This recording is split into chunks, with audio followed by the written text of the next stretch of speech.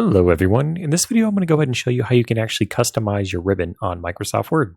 So to customize our ribbon, we just have to come up here to the ribbon and right click anywhere. Any one of these tabs, we can go ahead and right click. And once we do that, you see that we'll have the option here where it says customize the ribbon. So let's go ahead and select that. And then once we do it, we're going to get these different options here where we can go ahead and make some changes. So we can go ahead and change the order.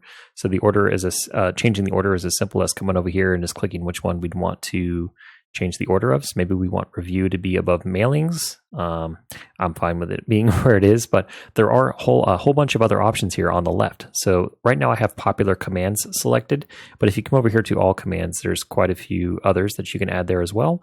And if you want to go ahead and start moving them over, if you try to do it without creating a custom group, it may give you an error. So let's see if we can try to add, maybe under review, we will add something like, what should we put here? Find. Let's see if it'll let us add find to this review tab.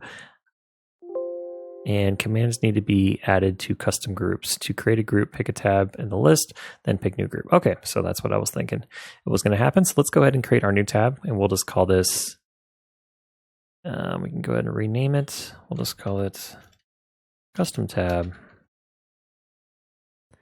And we'll call this custom group. And you can create many groups within these tabs. So like if we come over to review, you can see that within review, there are multiple groups, and then within those groups, there are multiple options. Just like if we're looking up here under home, there's font, clipboard, paragraph, styles. So there's quite a few under there. See, right here. So home has quite a few that you can go through.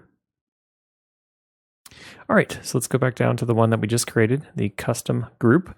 And what we're going to do now is we're going to go ahead and select find, and we're going to select the add.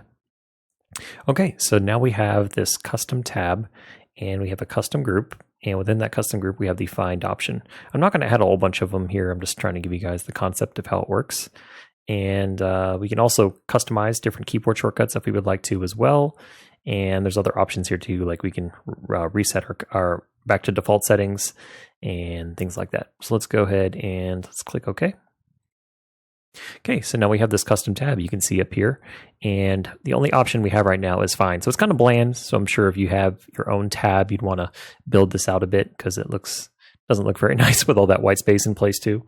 But yeah, you can definitely come in, and if you need to, you can always remove stuff as well. So let's just say we added this custom tab and all this, and we're like, oh, we don't need this anymore. We can just come over here to right click, we can hit remove, and now it's gone. And then if I hit OK, now it's right back to where it was before.